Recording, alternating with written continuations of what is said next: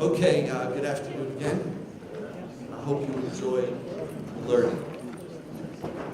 We're going to assume that you read most of the sources, so we read them and read above them, especially many of the earlier ones. Rabban Gamliel ben Moshe Rabbi Yehuda HaNassi Omer, Yafet Talmud Torah im Derech Eretz Sheyat Shnehem Shekach Chol Ahon V'chol Torah she'en imam melacha sofa v'tpela v'goreret.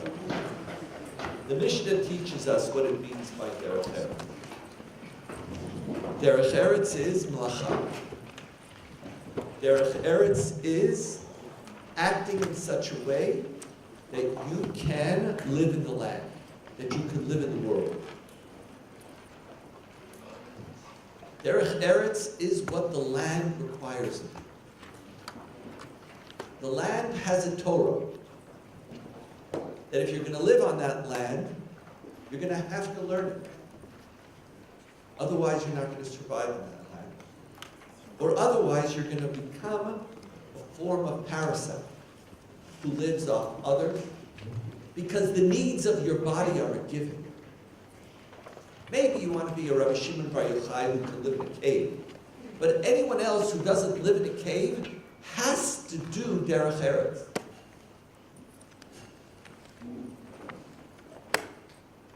And your ability to hear the demands of that, the teaching of the land, what the land teaches you it needs. And land is not physical, it's the world. Now the person who understood this most deeply is the Am Haaretz. The Am Haaretz wants to survive in the land. And he lives and she lives on the land and does what the land demands of them. There were many rabbis who were very ambivalent about Derech Eretz because they were ambivalent about the Am Haaretz. And so this notion that Torah has to be accompanied by Derech Eretz is in fact not self-evident and profoundly debated. The rabbis see the Am Haaretz as their opposite, and often as their enemy. We, who live in the Beit Midrash, we are Amelim. They who live outside of the Beit Midrash, they're also Amelim. We Amel for a life of value and meaning in the world to come, and they Amel, they work for emptiness, death, and unproductivity. So you actually think that they're productive, but the real work is the work b'ohalo shel Torah, not on the Eretz. Now the Rambam very much reflects the school of thought of Rabban Gamliel. He was profoundly afraid of people who studied Torah and profited from it. Felt that there was something corrupting. Not only were we frightened of when rabbis and religious leaders are beholden to people of wealth, but that there was something that you didn't understand. For the Rambam, the motivation for doing things was an integral part of the value that you were able to extract from that action. Doing something me'ahava for its own sake is something the Rambam repeats and worries about over and over again. Because the person who does it not for its own sake, I know it's okay as a first stage. You're not valuing Torah if Torah is a Cardinal l'chorbo. If Torah is something that's going to give you wealth, aggrandize you, give you power. Torah requires that sense of loyalty. But if Torah requires that sense of loyalty, then maybe give up. But there was, as a human being, as somebody who looked at and was deeply steeped an Aristotelian notion of the mean, where you have to balance different values. The fact that you have a body, the fact that the body requires that it's gnai la'adam, not to work, not to take care of the whole other side of your being. And therefore the Rambam, the most interesting distinction, how does he balance being a Am Haaretz and being a Talmid Chacham? He balances between the days and the night. The nighttime is the time for you, is the time for Torah. In the daytime, the Sultan calls. In the daytime, the farm, when you have to be in the farm, never, if you want to be coronated with the crown of Torah, never waste your nights. And the Rambam tries to create, and in his own life created, the integration of of Torah with Derech Eretz.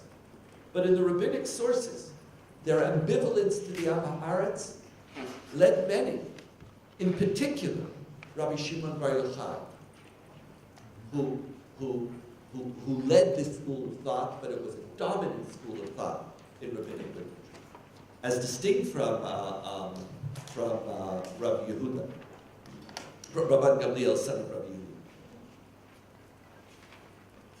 And their belief was that if you truly dedicate yourself to Talmud Torah, you don't have to give up on the needs of the body. Just somebody else will take care of it for you.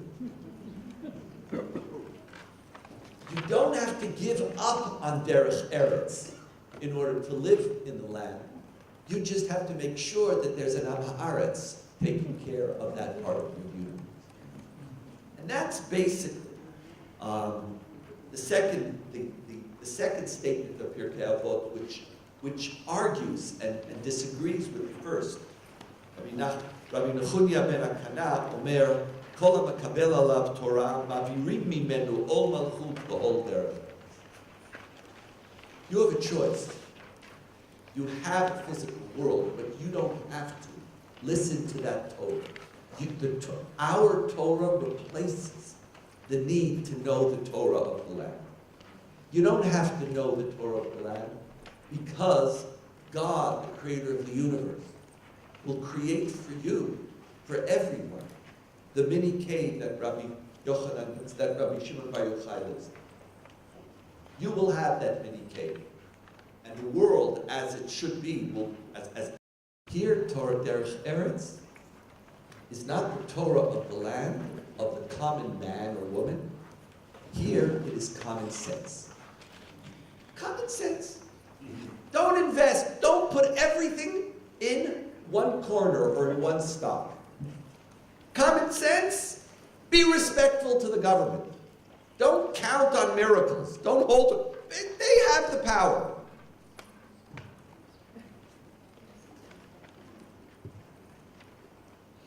Common sense doesn't grow out of your life on the land. Common sense grows as a result of your life with people.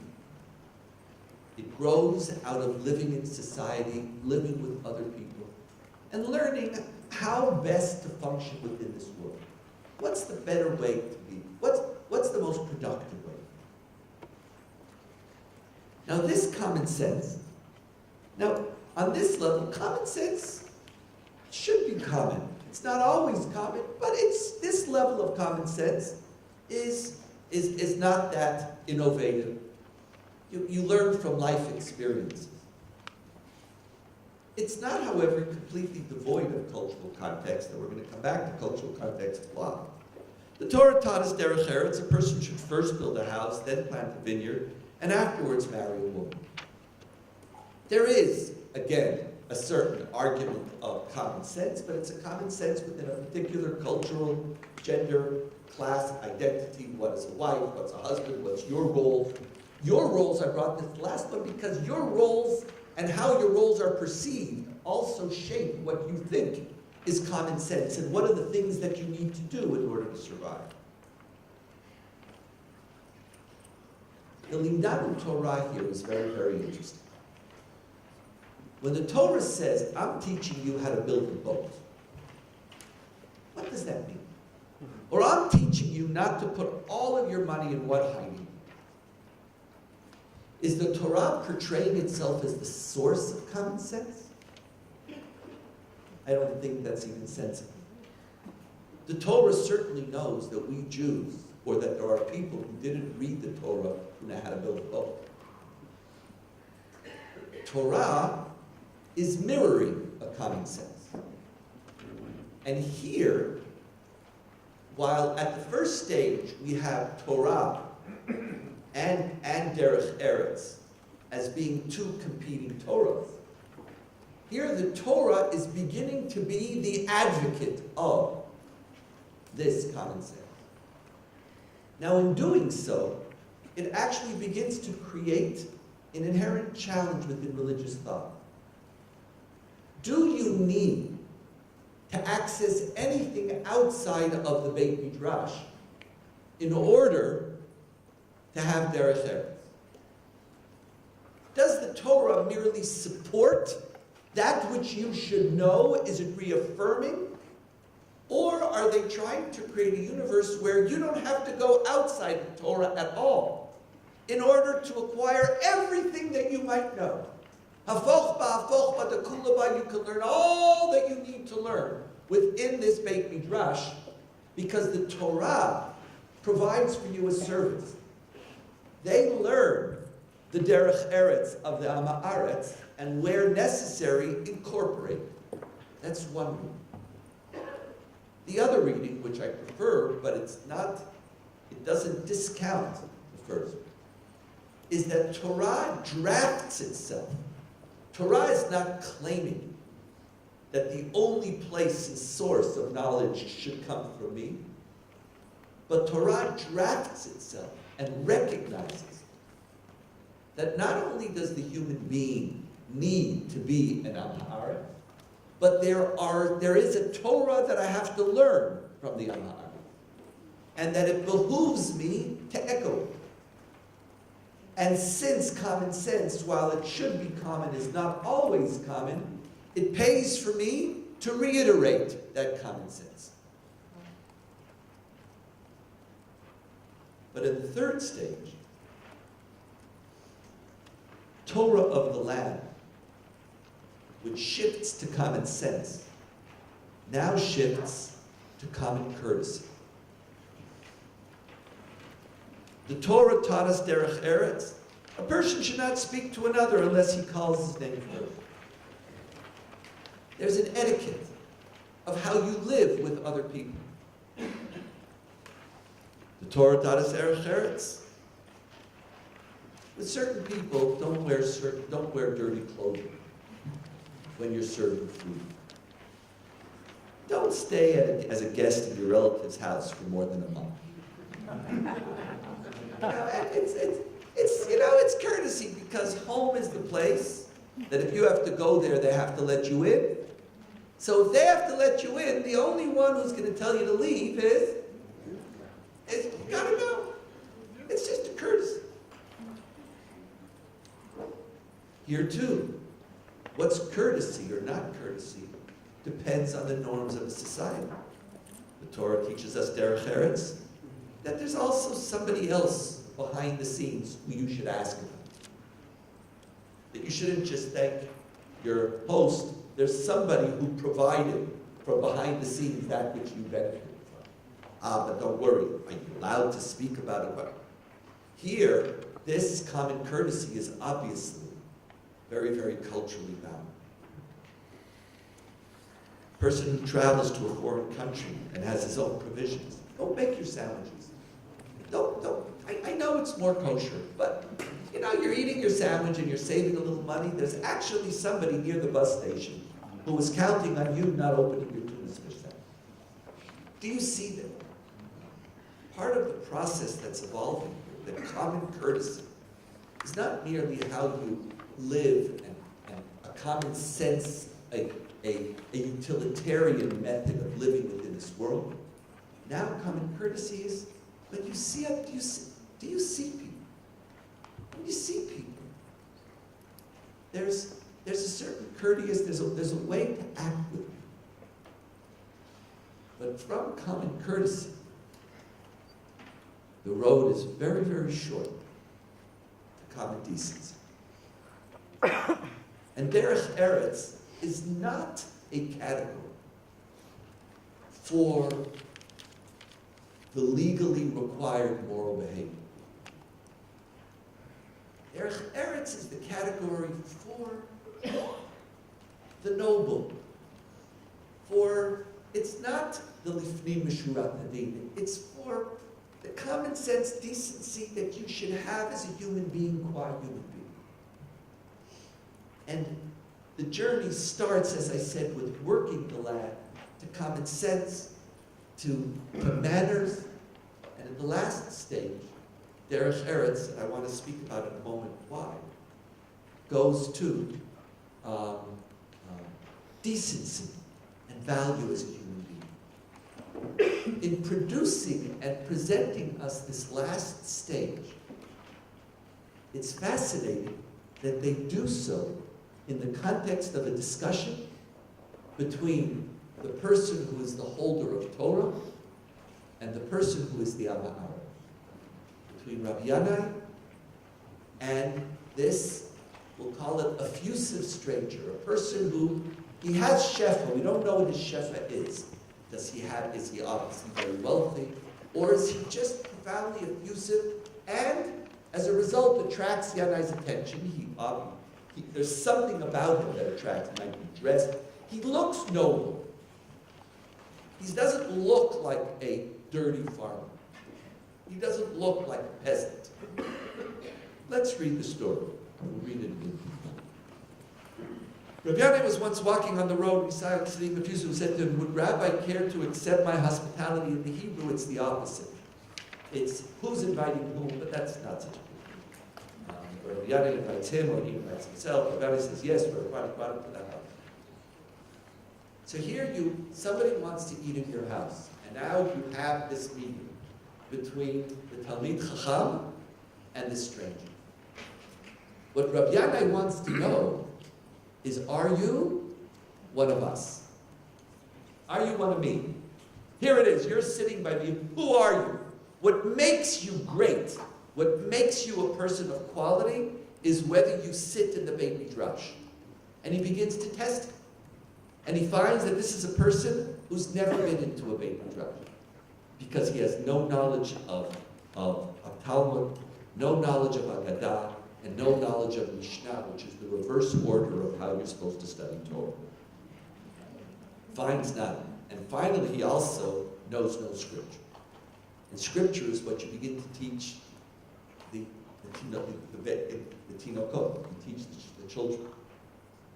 He then said to him, "Take up a wine and recite grace." Now, all of us know that when you grow up in an observant family, by the age of 8, you know almost all of the halachot that you ever need to know. There's not much, okay, there's the fine-tuning of, something here or there. So thank God for Pesach. But even then, there's just, but by and large, you know the stuff. You know what you're supposed to do. It doesn't require. The truth is that Talmud Torah, you don't need Talmud Torah. You just need to grow up in an environment where it's practiced. 8, 9. By 8, 9, you know all the brachas, you know how to bench, you know what you're supposed to say before and afterwards, it's just inculcated. So the most minimum, I know you were not in a Beit Midrash, but did you grow up in an environment where Jewish law was kept? You would know it from your household. Take up a wine cup and recite grace. The man answered, "Let Yanai recite grace in his own home." So Yanai then, the tension, he's testing. So then Yanai says, "Are you able to repeat what I say to you?" You feel it's going to be a nice moment. Yanai sees this person can't do anything, so I'll give you the bracha. I'll tell you Baruch Atah. That's part of what we do as actors, right? We say Baruch Atah. We give people the words. Just follow after me. Yit Gadal, Yit Kadash. It's okay. I got you. I got your hand. we thought that maybe this is going to be a pastoral moment. And he says, repeat after me. It says, Yanai, a dog has eaten of Yanai's bread. Now, Yanai finds that he's in the presence of a complete and total Am Haaretz. And Yanai, who studies Torah, has no Derech Eretz. Man rose and called hope, and all of a sudden, stage 2. You have my inheritance. And now Yanai gets nervous. Because I invited you into my, like here it was, maybe you were, you look refined. Now you want something from me. And Yanai's asking, what is it that you could possibly want from me? And he says, once I passed by this beautiful line, this notion that Torah, it's the inheritance, Moreshet. It doesn't say Moreshet Kilat Yanai, it's Moreshet Kilat Yaakov. Give me my Torah. Why did I come to your house? I didn't come to your house to eat your food. You thought that that's what I wanted. And you were giving food. And then you felt you were wasting your food on a dog. I didn't want your food. I wanted this moment to learn from you. I, as Am Haaretz, also have a place in Torah. And then we come to this beautiful, remarkable move, where this notion of Derech Eretz is introduced. What is this person? Yanai knows this person is a unique man.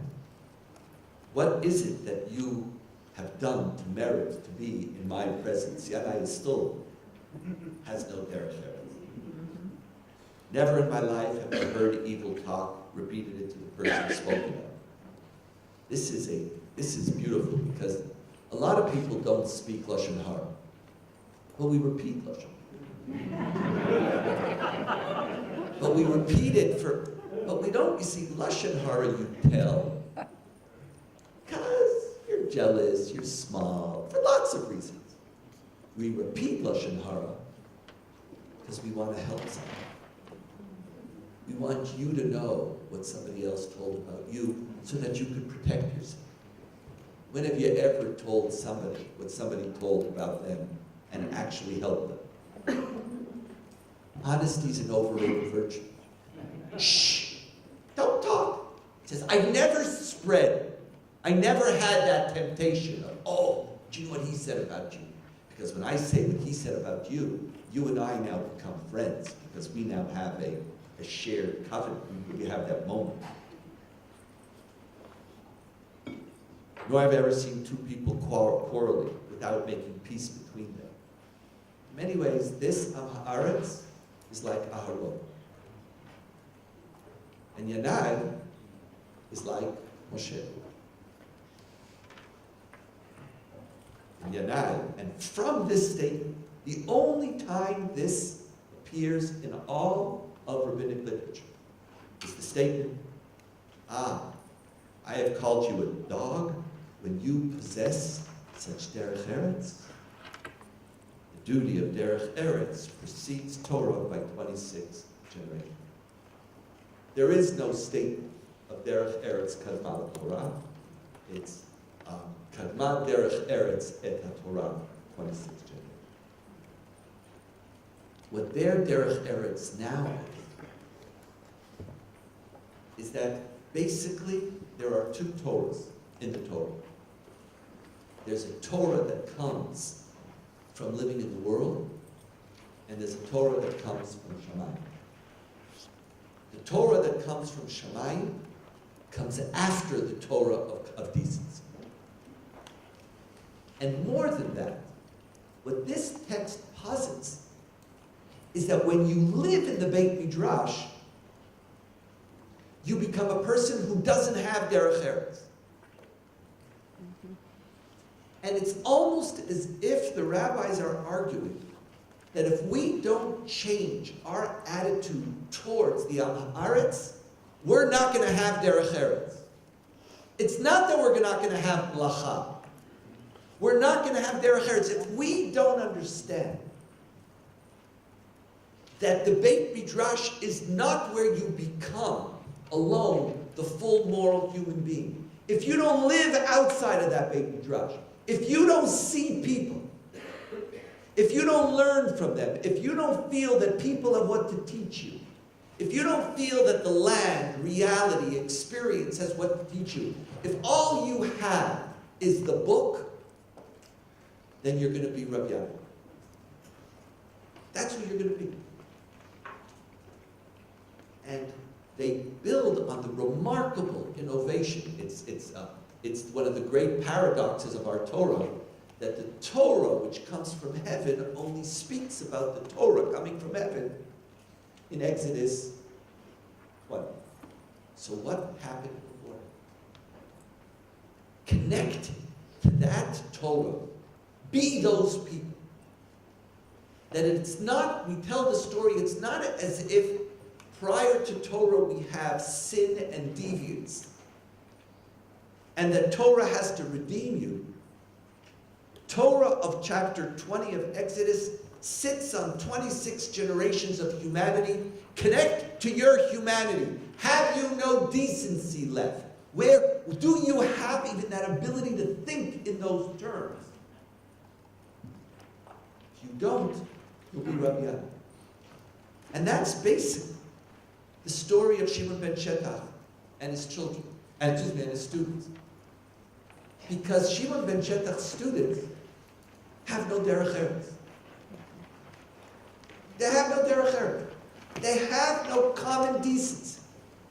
What is it that they study? When they're thinking about returning, do I have to return the precious stone or not? What's the only question? What is the source for their answering this question? Torah.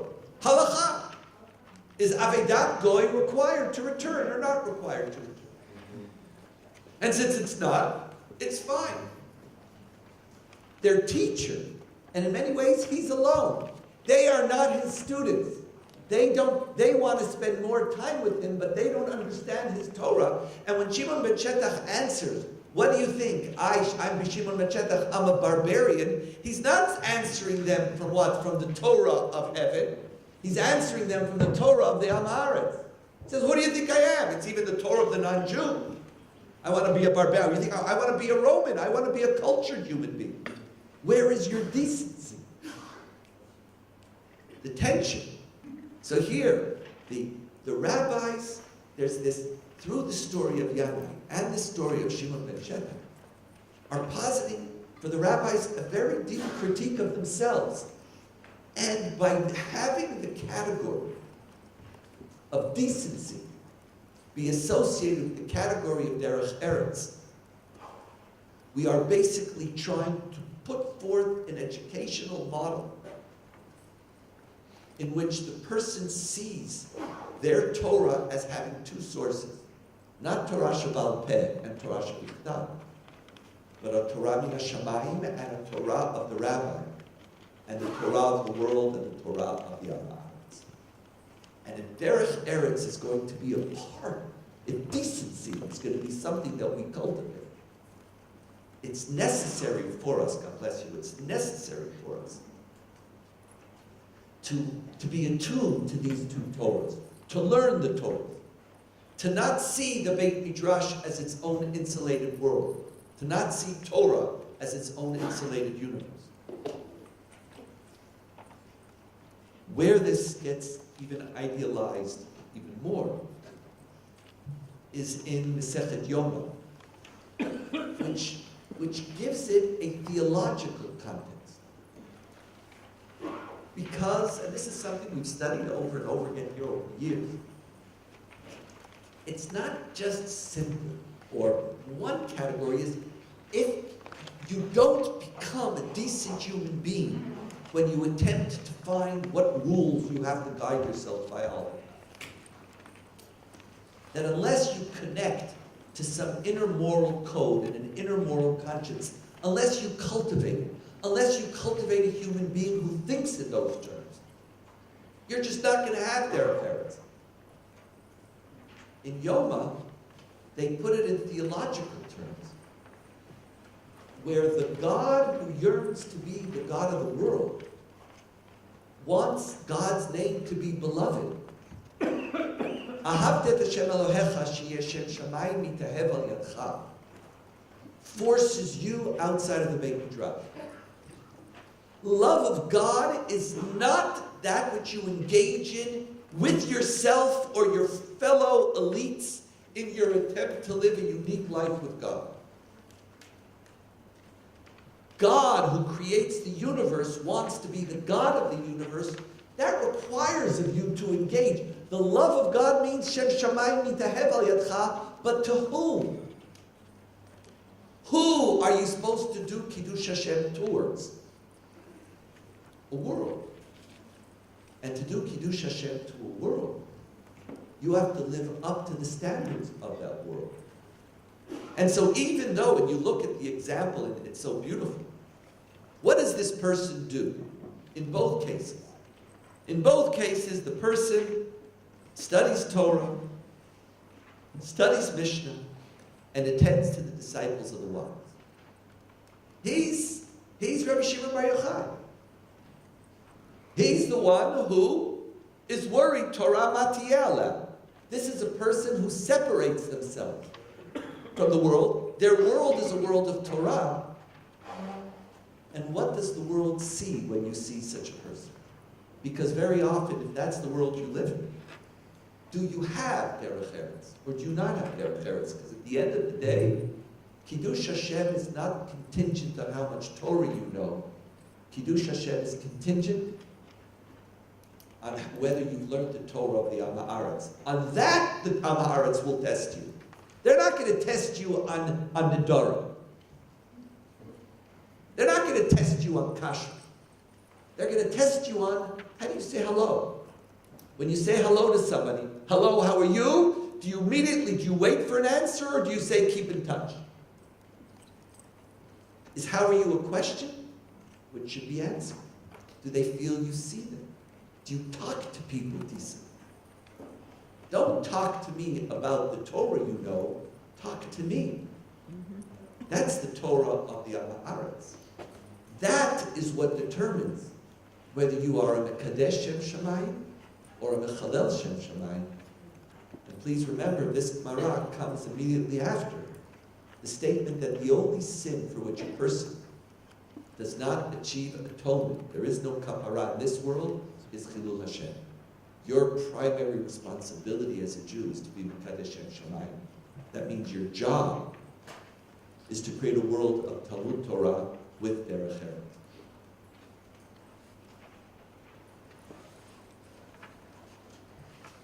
But then, Pirkei Avot, there was an inner debate in Pirkei Avot about whether work is a value. And then Pirkei Avot chapter 3 takes this common decency now. Because mlacha, if there is no kemach in Torah, if there is no Torah in kemach, that's mlacha. So now Derech Eretz, what is Derech Eretz? Derech Eretz is decency. Common decency, common morality, a sense of being committed to the good. But now it says if there is no Torah, if there is no Torah, it's supposed to say there is no Derech Eretz. And if there's no Derech Eretz, there is no Torah. This does not coincide with the notion of Derech Eretz Kadma Torah.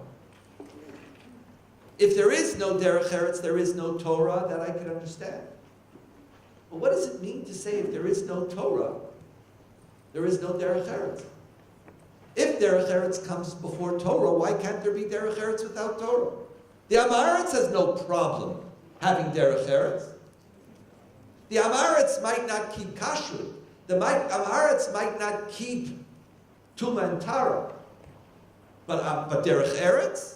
Quite to the contrary, the rabbis realize that they're the ones who are challenged and that they have to make sure that they learn and value the Am Haaretz in order to be attuned to this notion of decency and not to be completely defined by moral, legal principles, which could blind you from basic sense and decency. So what is the meaning of Imen Torah and Derech Eretz? One possibility is the possibility introduced by Hillel. And Hillel basically argues that Torah is Derech Eretz. That's what it is. Zoi kol Torah kula. Madalayich snei lechamrach lo tavid, zoi kol Torah kula. So when there is no Torah, there is no Derech Eretz, what he's basically saying is that Torah, that's because Torah is Derech Eretz. They're trying to create some symmetry between the two. This is what it is. But even that doesn't explain it sufficiently.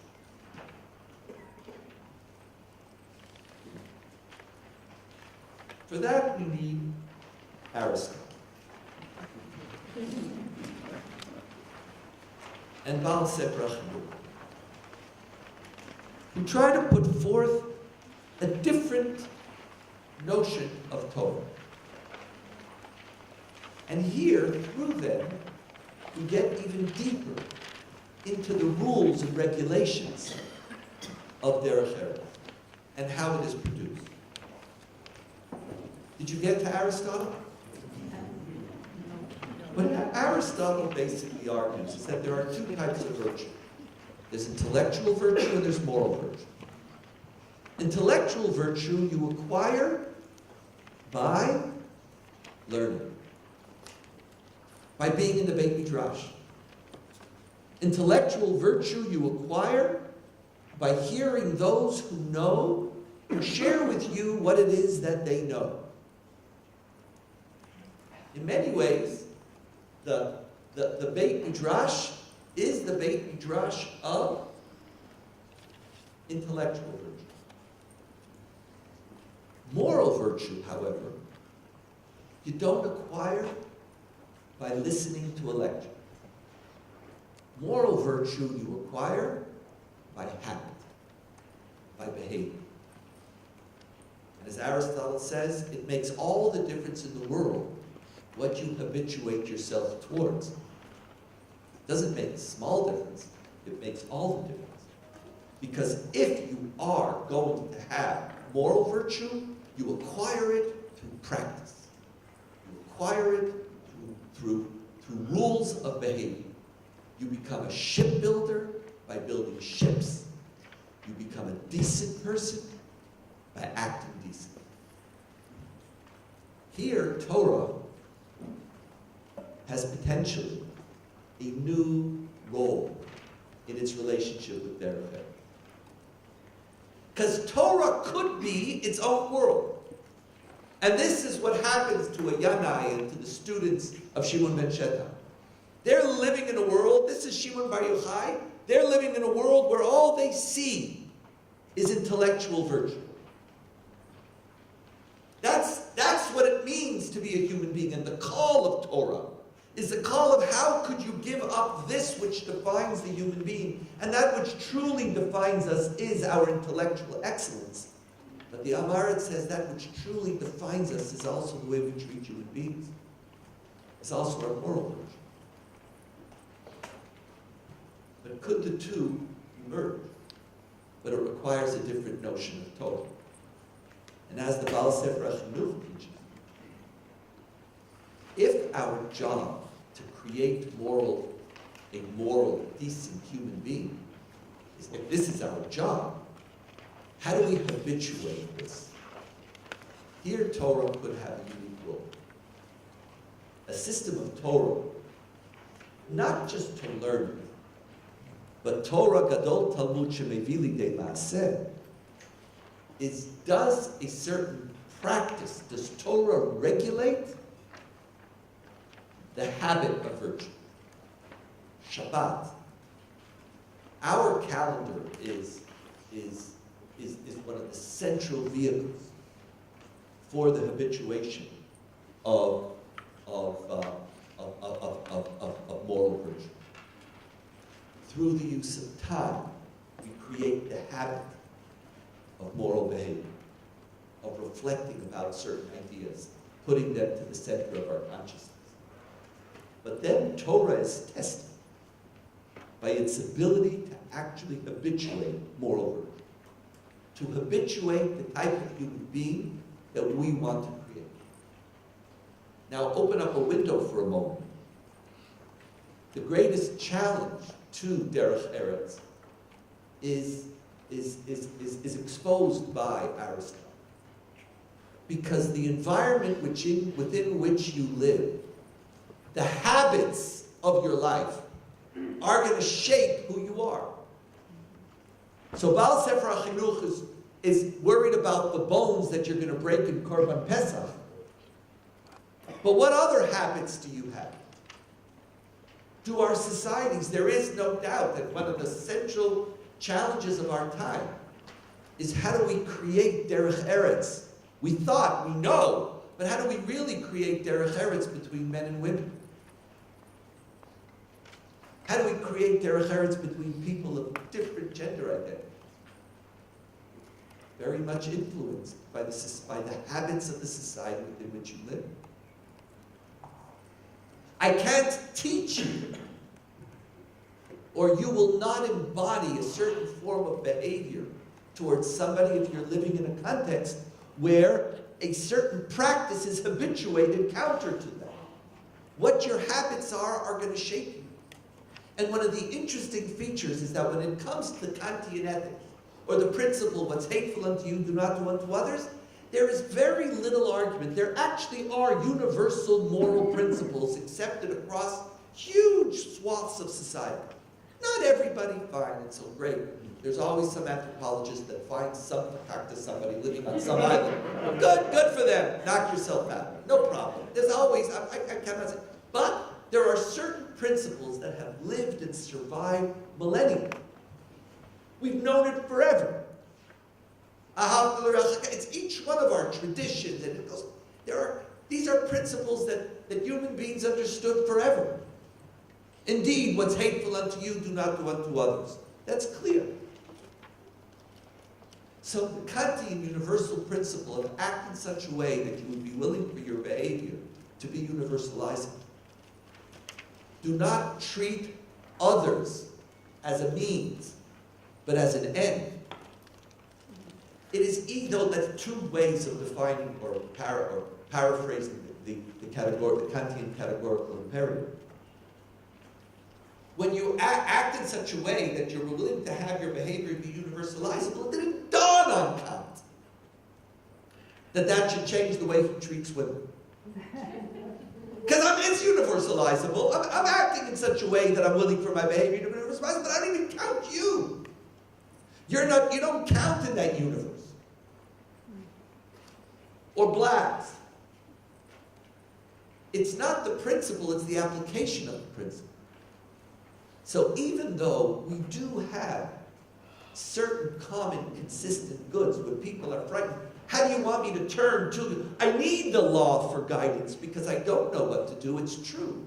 The weakness of Derech Eretz is that it is not consistent. It's not consistent across cultures. It doesn't transcend your culture. And it is profoundly influenced by the habits of the environment within which you live. It gets even harder, and I believe part of our challenge is that what happens when, and I think this is much of what we're discovering in different contexts, is that we are living in a time when we understand that what's hateful unto you, do not do unto others, should be expanded. Because the term, lechavrach lo ta'avi, who's chavrach? And we're expanding it more and more and more. While we've expanded it here, what happens when we're still living in a society where the habits don't reflect that behavior? The habits don't. And when the habits don't, we don't achieve the Derech Eretz that we need. It also creates a profound difficulty in how do you teach? How do you argue? What happens when somebody lives and grows up in one Derech Eretz, one world of habit? This is the Torah of the land. The life of their society is A.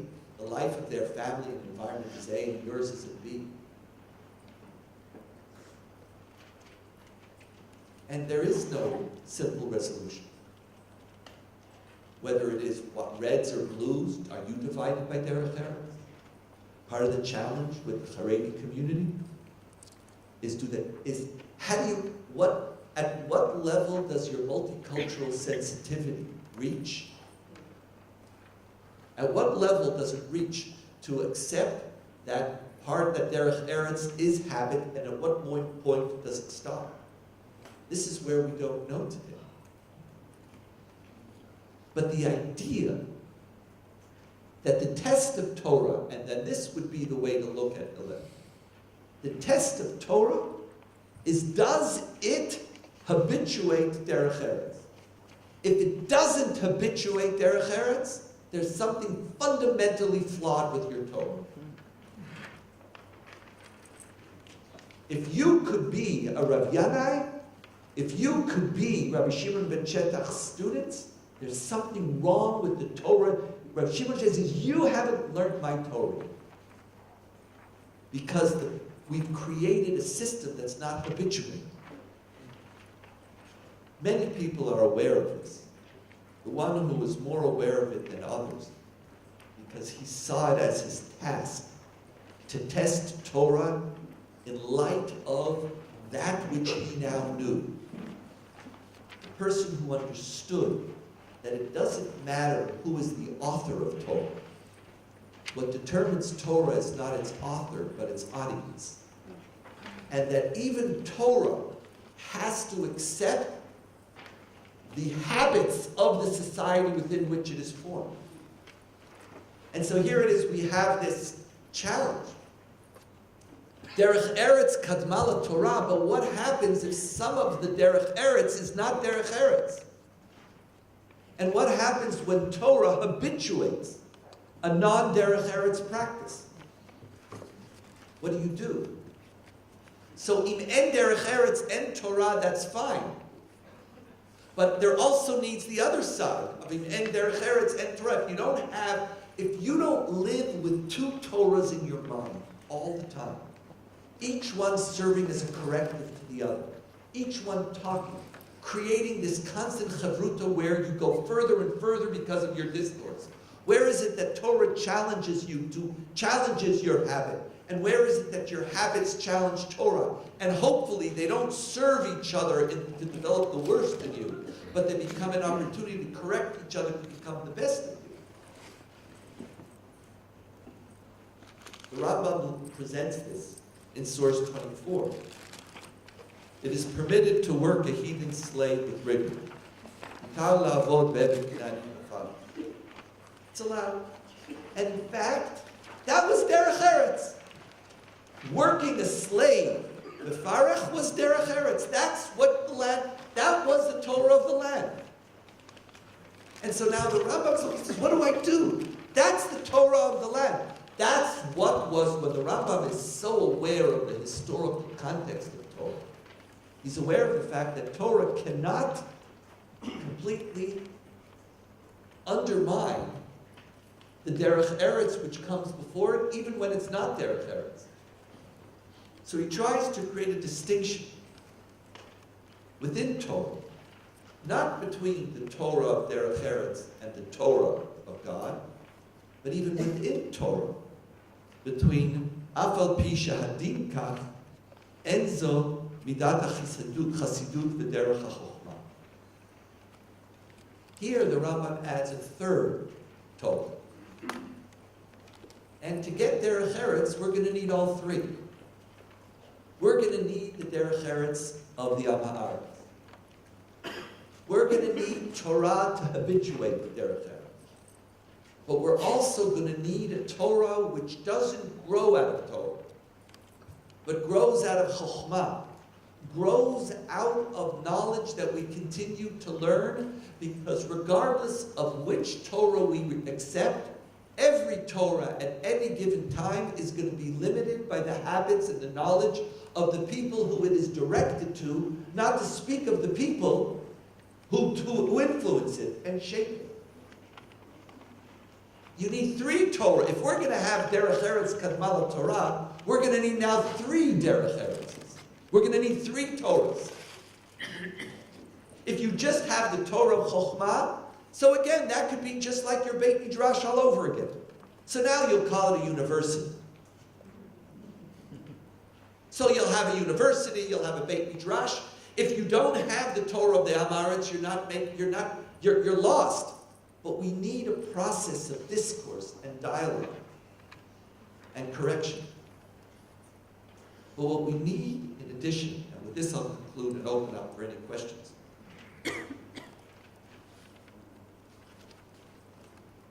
You also need to expect from yourself the best. You need to see yourself. You need to see your role in life as being exceptional. And one of the primary influences or potential contributions of religion to this discourse, one of the potential ways in which Torah leads to Derech Eretz, and whether that Torah is Judaism or Torah is Christianity or Torah is Islam or Torah is some secular, whatever it is, every ism worth its salt or something. It's something. Salt, I don't know. Is whether it asks you and demands of you to be exceptional. Chosenness is only a problem when you think it's uniquely yours, or when you think that you're uniquely superior. But when you understand that every community, every country, every Torah has to see itself and compete and ask, am I exceptional? And that the challenge of every Torah is to be the perennial enemy of mediocrity. That's what else does Torah mean? Torah doesn't mean you have your great. Torah means how do you stop being mediocre? How do you fully live a life which will, really it's a difficult life, of a constant journey of Kedoshim Tiyu Ki Kadosh Ani Hashem Elokechem. And I don't care whether you're Jewish, it doesn't matter. I'm not saying you need religion. I'm saying a role of Torah. Saying for the Jew, the Torah contributes to Derech Eretz because Torah says to you, you're not good enough. Torah says to you, I expect of you something exceptional. Torah develops a notion. What does it mean to be a Jew? And as the Rabble says,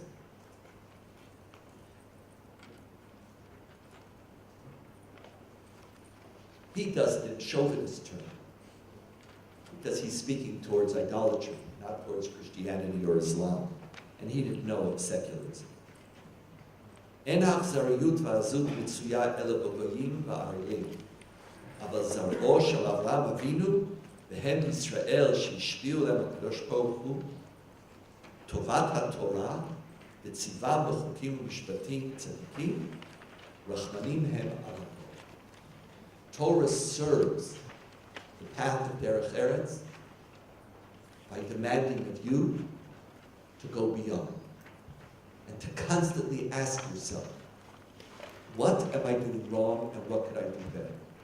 What a beautiful vision. It's a lie, but it's, it's like the Hasidic joke about the Hasid meets the Misnagid and talks about his Rebbe doing this and this, and they go on every single time. And the Misnagid, listens and listens and listens, and the Rebbe is doing this, and he says, can I ask you a question?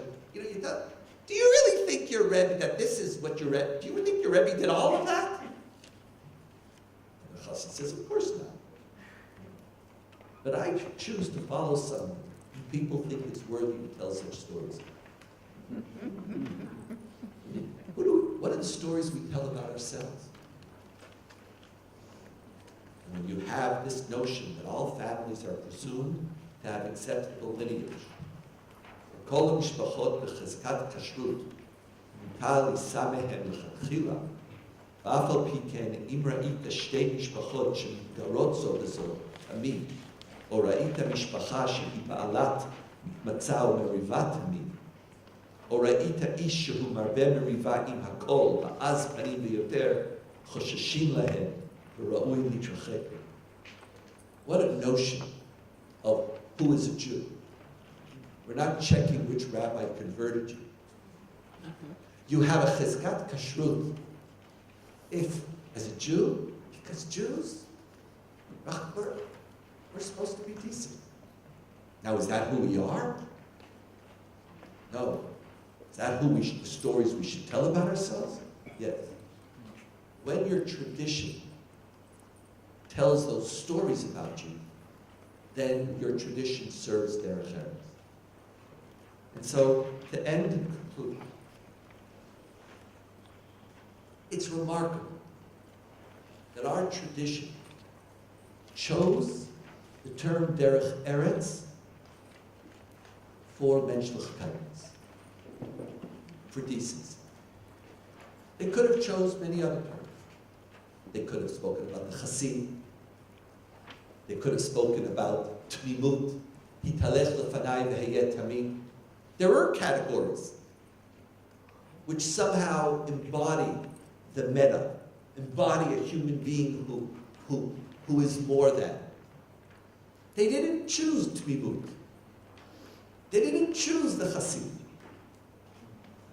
They chose this very, very ambivalent category. A category with a very long history and a very diverse set of usages. And they do so intentionally. They do so because they know that a commitment to a religious life could serve Derech Eretz, but only if Derech Eretz Kadma Torah. Only if you create a consciousness where there are many Torahs living in your soul.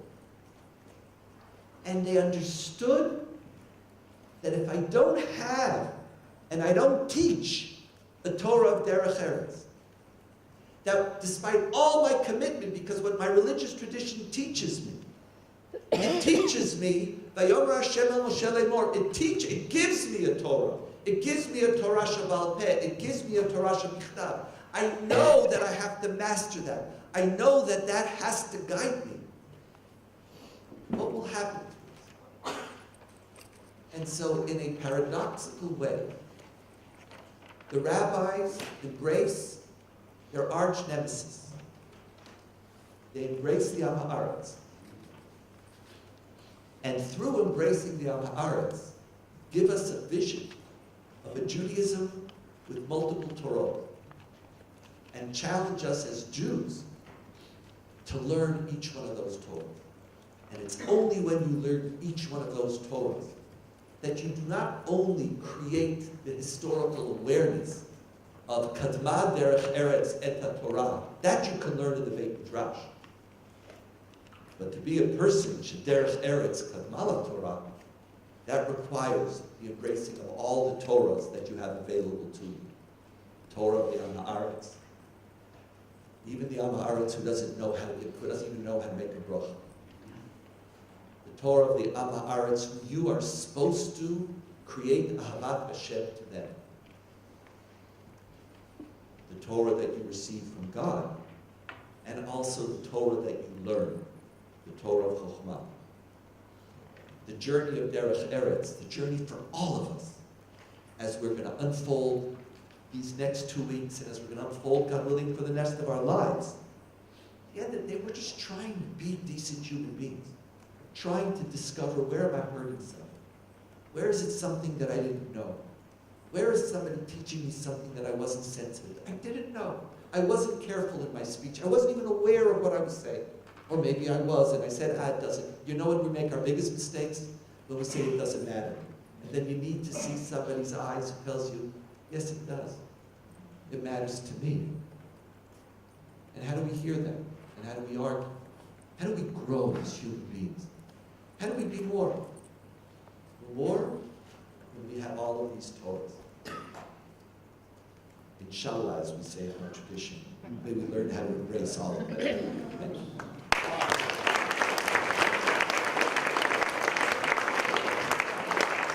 Now, we have some time for questions. Yes, please. So it seems that there is a lot of subjectivity involved in Could I comment, please? I'm going to take a few. There's a lot of subjectivity in this. Yes, please. And I'm going to take 2 or 3 at a time, and then I'll try to respond. There's not going to be answers. It's just going to be shared thinking about this in Chavruta. Yes, please. Your father talked about Decency. How is it that your proposing, which seems to be totally standing in what you totally can't do with your expense? How do you reconcile it? Explain a little more because I didn't fully understand the question. With your, I have a great answer. your father talked about Decency. Yes. You're talking about understanding. How do you, Why did you feel that I'm talking about it? In what way am I talking about infinity? because you're constantly going, you're never stopping. Okay, got it. Yes, please. Yes. How do you balance the need to tell stories of exceptionality with the need to also recognize what is wrong? Not all of the stories. Yes. Okay, thank you. I'll start with these 3, and then we'll go to the next 3, okay? As I said, there's a lot of subjectivity. And part of what we're learning, and I think that's part of the Torah of Derech Eretz, is that your habits meet somebody else's habits. And what happens? What happens? I remember, and again, I remember as a young rabbi coming out of Jerusalem, where obviously the only people I knew were straight, because there were only straight people in Jerusalem. I didn't know it, of course. I heard there might have been a rabbi in my yeshiva, but everybody. You grow up with the Torah Mishamayim, that homosexuality is a perversity. And I never thought about it, and it's just, I wasn't on any campaign or something, but it's not right. You grow up, it's not right. And it was for me this was very clear. We never spoke about it. It was not something you ever talked about. It was a non-issue, but it was self-evident. And then the first time I meet a lesbian student who looks at me and says, hello, what happens when your habits meet somebody else? Many things can happen. You can make the one thing that you probably should never do is make your subjectivity objective. It's okay to be subjective, as long as you know you're subjective. And I remember the moment when I took that Torah and I just said, okay, this is irrelevant. This is stupid because that person is not perverse. So whatever it was, I needed a new Torah. But if you're aware of your subjectivity, you can grow. If you're aware that, yes, words matter. Yes, like we have in the Institute a rule called nobody talk. Not nobody talk, nobody talk. Hello, how are you? I don't want you to talk about what I'm wearing, and I don't want you to talk about what you just don't. Nobody talk. Very simple. I'm coming to her. You learn. Because, I was just talking. What did I say? I've always said this. Don't be so sensitive. But when you're aware that your Derech Eretz is subjective, you can grow as a human being when somebody else shares with you and says, it actually bothers me. Now, if you understand how subjective you are, and that you grew out of habits, you can then create new habits. And then all of a sudden, you go to another place. And we will constantly learn. And sometimes we will learn for the bad. And that's part of what happens. There are experiences that we will have that part of what we have to come to terms with is whether we have not habituated certain types of funny practices or acceptable practices, which the mere fact that you habituate changes Derech Eretz. It's like, I'm wondering whether in 2018, what would happen if Mad Men would come out now? Think about it. I can't watch Mad Men. Not that I'm a big tzaddik. I didn't watch it back. I just, now we can do binge stuff, it comes later in life. Now we don't have to, we can wash it. It's just something wrong going on there. Now what happens when we habituate that as acceptable? And so I'm not worried about the subjectivity. Actually embrace it. And when you embrace it, you could learn. And we'll go to another, will we ever hit the objective? Probably not. That's where I'm never claiming infinitude. The fact that we have to constantly grow is we're constantly growing from one stage of finitude to the next stage of finitude. You never achieve it. We're never going to be holy. You're never going to be holy. And so you try to learn and do the best you can. And again, there's so many, part of the whole challenge of Israel is we don't know how to deal with people who we don't know how to deal with non-Jews who want to live in Israel. We don't have any habits for this.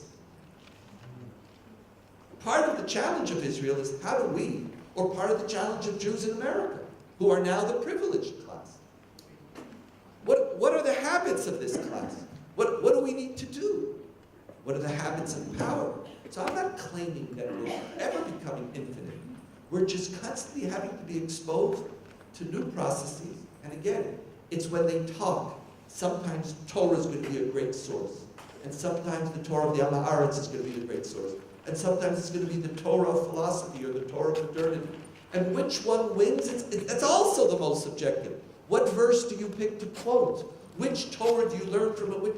Welcome to the unbelievable struggle of a human being trying to eke a living one dargah, one stage above mediocrity. Just try.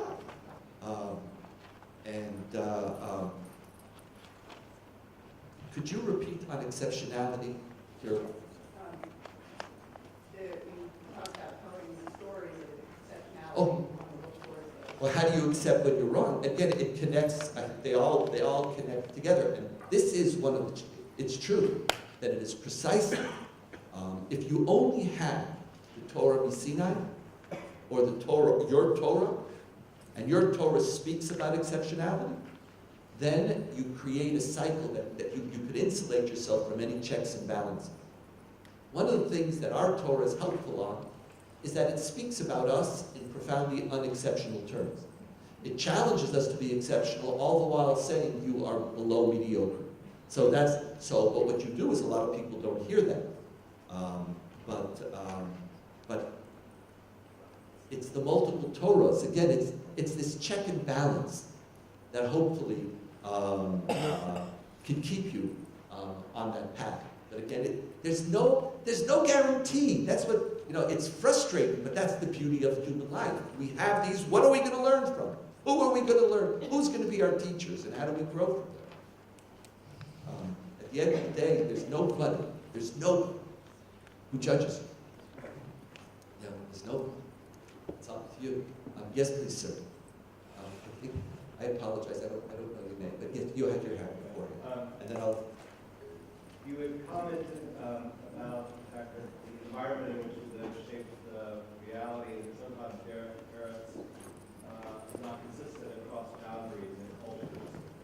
I was just going to ask the question of how then as Jews who live in all of these different lands, where the Torah of the Eretz is going to be so distinct, how can we most effectively communicate, particularly as it concerns Israel, when we're shaped by a Torah and a different culture? Thank you. Yes, please. In the framework of thinking about your presentation as a way of manifesting Rachamim, right? The source has led us there.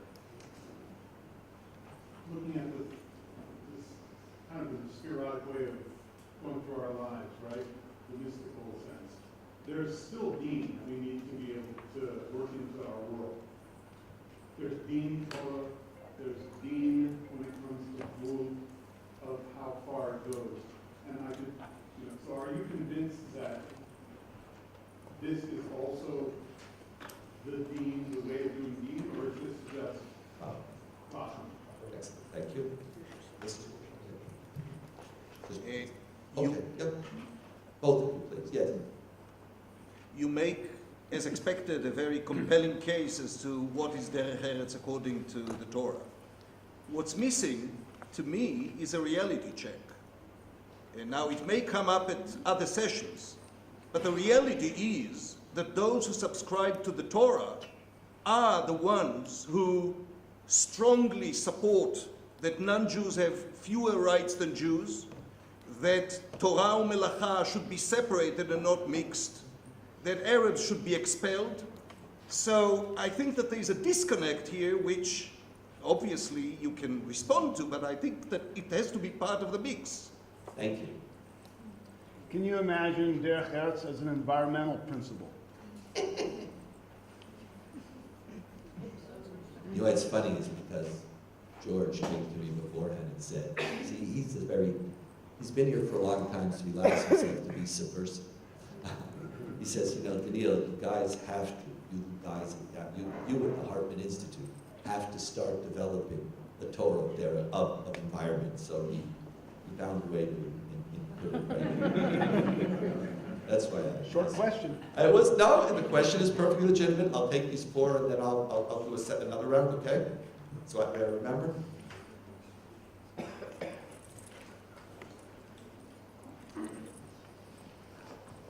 One of the most important reasons for a meaningful and vibrant relationship between Israel and world Jewry, for example, is how does each society help the other society learn from its Derech Eretz?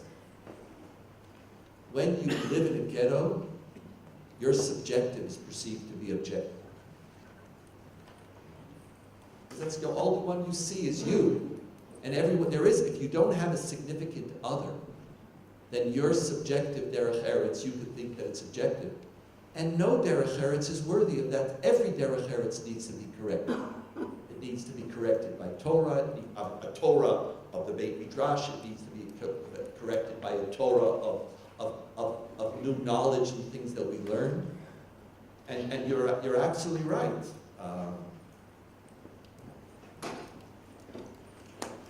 We Jews in Israel, we Jews in North America, and we Jews around the world, what is it? Heidi said, you can know, what was it, Christine, at the philosophy conference? What was the man who said that you can know the Jews by the goyim within which they live? Remember, he made that argument? Like, if you want to know Judaism, it's been oversimplified.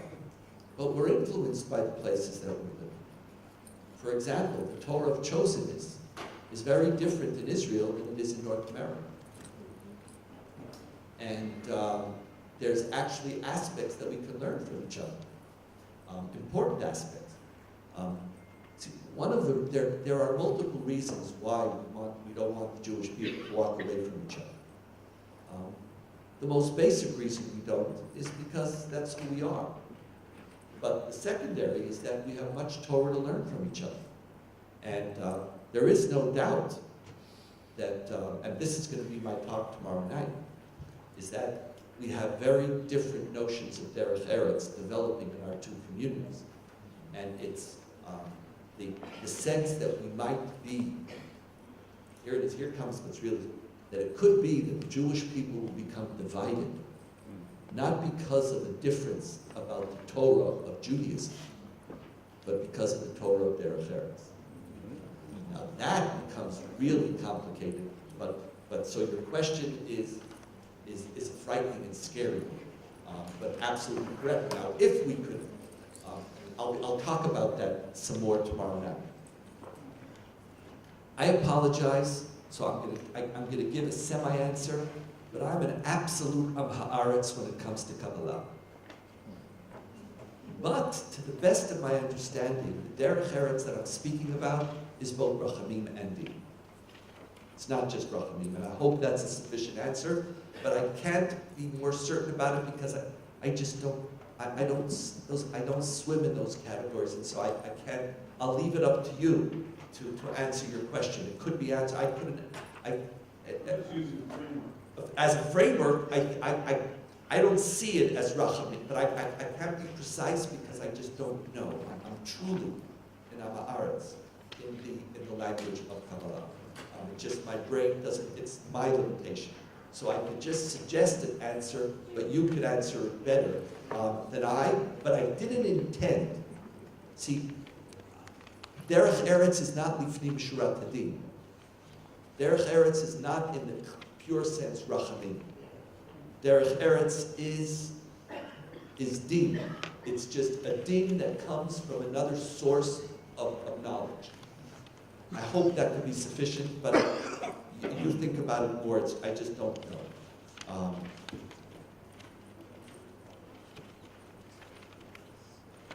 Your question tomorrow. We don't need to talk now. The sources themselves say what you say. The sources produce tell you it's Rabbi Yana. That's what the source that introduces Derech Eretz as decency says the ones who don't understand it is Rabbi Yana. The only problem is that we haven't learned from the rabbinic critique of themselves. And we're replicating Rabbi Yanai's over and over again. That's et chata'enu anachnu maskirin po hayom. So I'm not the one, the Midrash is the one which says, Rabbi Yanai, oh, I called you a Kelev, and look how much Derech Eretz yesh becha, and Derech Eretz Kadma. So that, the danger is that we have not learned what Rabbi Yanai himself knew he didn't, we're repeating it. We are replicating universes in which Torah min hashamayim is the sole source. We haven't created the embracing of multiple Torahs that I feel that the category of Derech Eretz itself challenges us. Our job is to teach it, obviously. But that Derech Eretz is the Torah of Ha'aretz is not something that I've heard of. And that's something to teach. That's what Rabbi Yanai is telling me. Now that we have to do so, of course. And part of the challenge of Israel is that we create through state funding possibilities of people to be insulated and not to be part of that Torah. But we don't even, so we are funding. This is part of the whole paradox, is that Zionism itself, which is built on the Torah of the Ha'aretz, is funding its own demise. So think about it, who would have thought that for the sake of a coalition, that you can't create a stable coalition in which someone says, what are we trying to do here? The whole purpose of this country is to expand Torah, is to create new Torahs. And they define the Judaism of Torah min hashamayim alone, including Torah Shabbat Pedrash. That was for them diaspora Judaism. And Israel was going to be the place where we produced brand new Torahs, which would, which for some would speak to each other, for some would replace, but that you could have a state-funded Judaism, which enables you, even on the most basic level, not even to know English or math. That you can never be outside of your Beit Midrash. You can never even survive there. And then we're surprised. Part of what this learning teaches us is when you do that, you're not just creating people who can't make a living. You're creating a universe in which the Torah of Derech Eretz is not valued. Religious Zionism is an interesting middle. But of course, our job here is to learn about what Torah could be.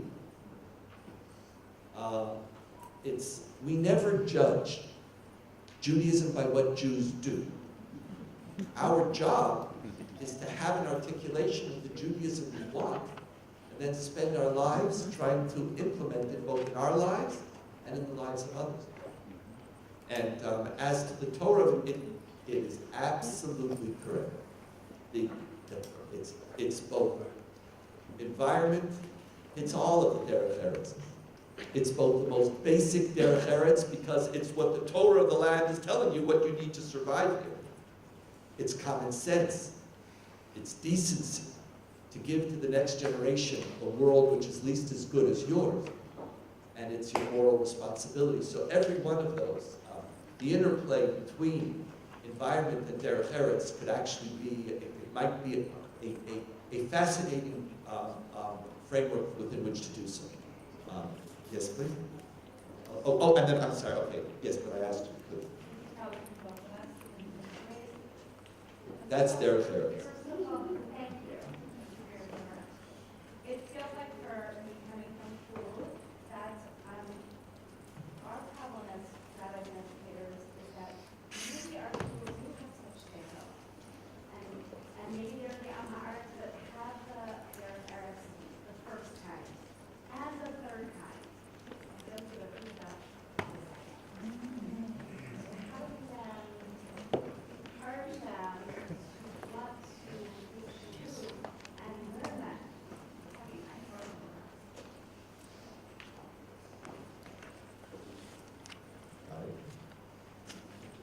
Oh, So I want to push you on what seems to be a bit of a contradiction here, because you say, don't judge Judaism by what Jews do. But isn't that exactly what the Yoma text is saying? Not only do we judge Judaism, but we judge Torah. And we even judge God by what the Jews do. And isn't that ultimately what it has to be in terms of the rest of the world? Doesn't Judaism fall into disrepute if the people of Judaism, if Jews and the people of the Torah don't behave in such a way that the Torah is exalted?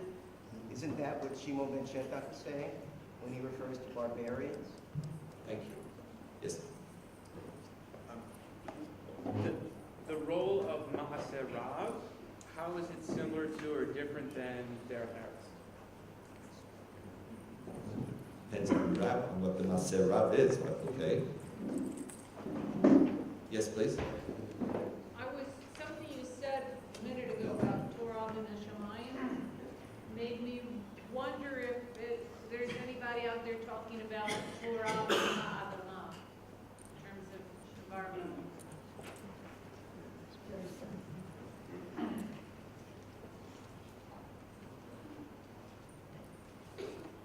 Last one.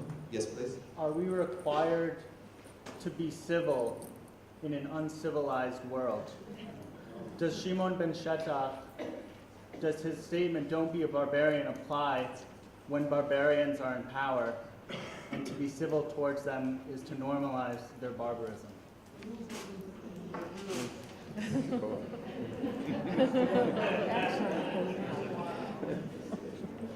I'll answer, I'll respond, but I'm not going to act, because obviously. It depends. In the case of Shimon ben Shetach, your Maser Rav is teaching you Derech Eretz. In some cases, your Maser Rav, if Rav Yanai, is the opposite. So it would depend on.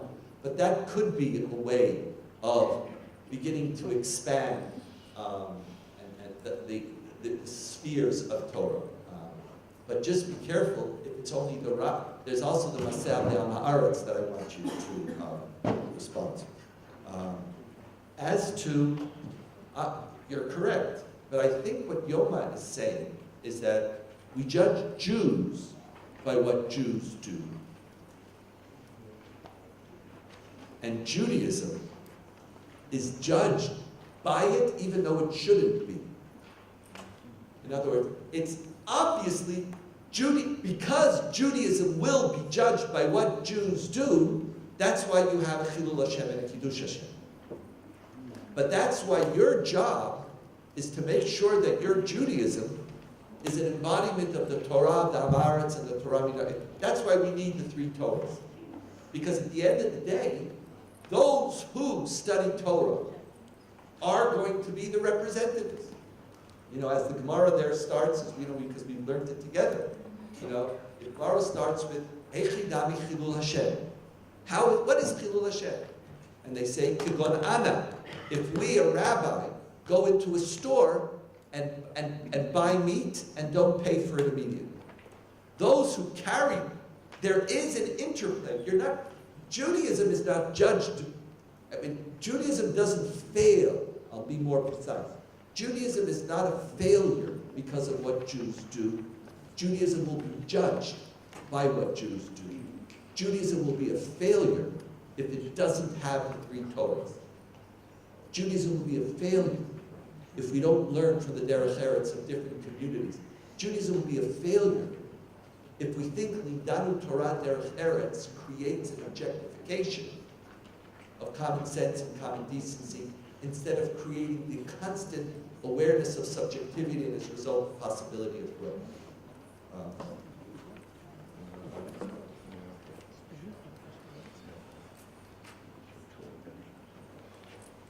Could you, there was a question, who was talking about, can't read what I wrote.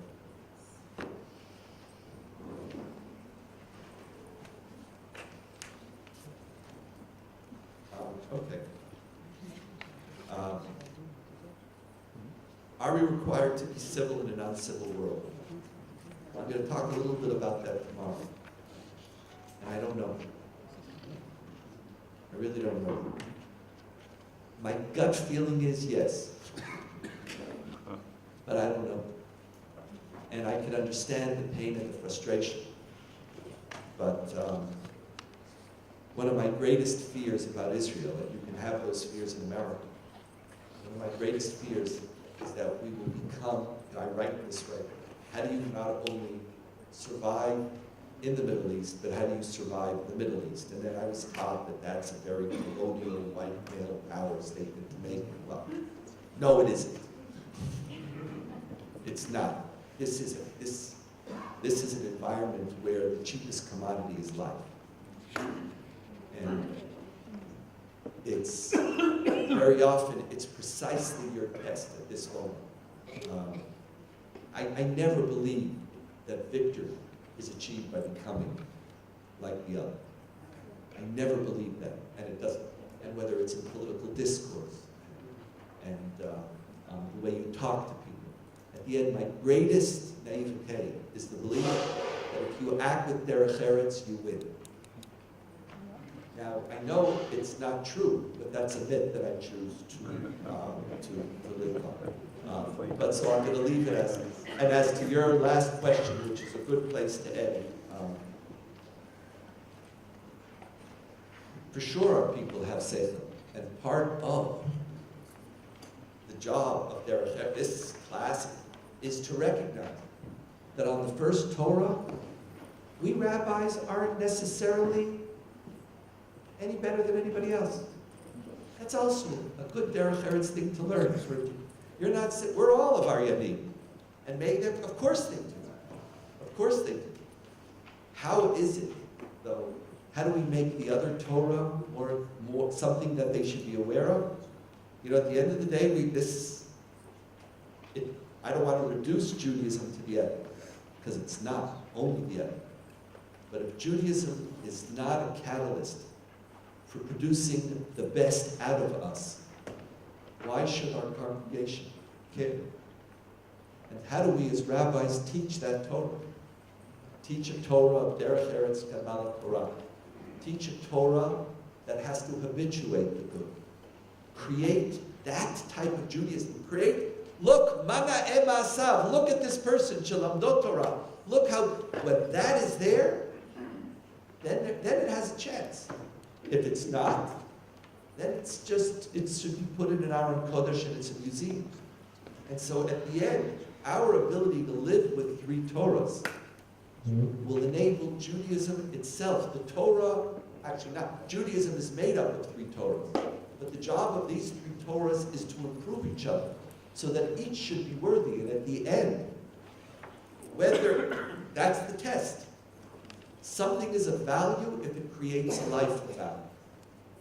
Whether our engagement with our Torah creates a life of value, and whether our people see it or not, is going to be the only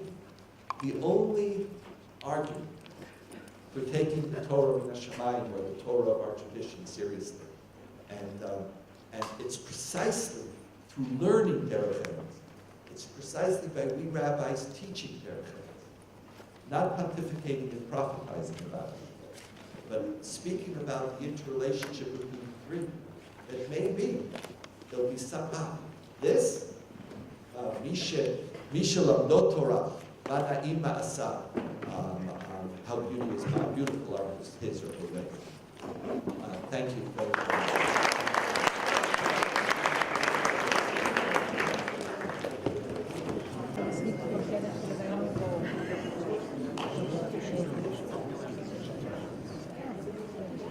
Okay, good afternoon again. I hope you enjoyed learning. We're going to assume that you read most of the sources, so we'll read them and read above them, especially many of the earlier ones. Rabban Gamliel ben Moshe Rabbi Yehuda HaNasi Omer, Yafet Talmud Torah im Derech Eretz Sheyat Shnehem Shekach Ahon V'chol Torah she'en imam melacha socha v'tela v'goreret. The Mishnah teaches us what it means by Derech Eretz. Derech Eretz is melacha. Derech Eretz is acting in such a way that you can live in the land, that you can live in the world. Derech Eretz is what the land requires of you.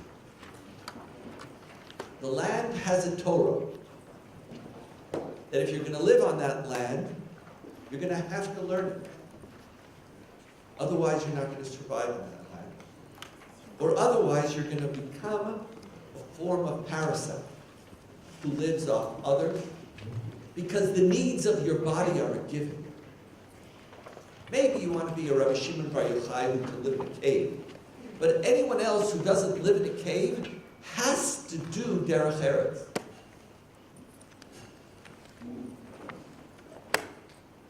And your ability to hear the demands of that, the teaching of the land, what the land teaches you it needs. And land is not physical, it's the world. Now the person who understood this most deeply is the Am Haaretz. The Am Haaretz wants to survive in the land. And he lives and she lives on the land and does what the land demands of them. There were many rabbis who were very ambivalent about Derech Eretz because they were ambivalent about the Am Haaretz. And so this notion that Torah has to be accompanied by Derech Eretz is in fact not self-evident and profoundly debated. The rabbis see the Am Haaretz as their opposite, and often as their enemy. We, who live in the Beit Midrash, we are Amelim. They who live outside of the Beit Midrash, they're also Amelim. We Amel for a life of value and meaning in the world to come, and they Amel, they work for emptiness, death, and unproductivity. So you actually think that they're productive, but the real work is the work b'ohalo shel Torah, not on the Eretz. Now the Rambam very much reflects the school of thought of Rabban Gamliel, Moshe Rabbi Yehuda. He was profoundly afraid of people who studied Torah and profited from it. Felt that there was something corrupting. Not only were we frightened of when rabbis and religious leaders are beholden to people of wealth, but that there was something that you didn't understand.